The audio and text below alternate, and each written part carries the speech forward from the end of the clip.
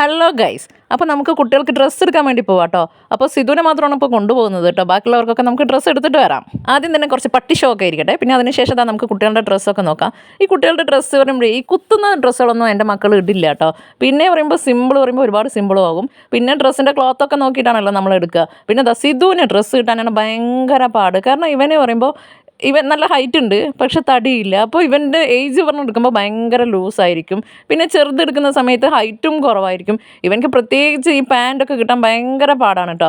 പിന്നെ അതൊക്കെ കഴിഞ്ഞ ശേഷം നമ്മൾ താഴത്തെ സെക്ഷനിൽ പോകുന്നുണ്ട് കേട്ടോ. ഇവിടുന്ന് കിട്ടിയില്ല ഡ്രസ്സ്. കാര്യമായിട്ട് കല്യാണിലാണ് ഫസ്റ്റ് പോയത്, അവിടുന്ന് കിട്ടിയില്ല.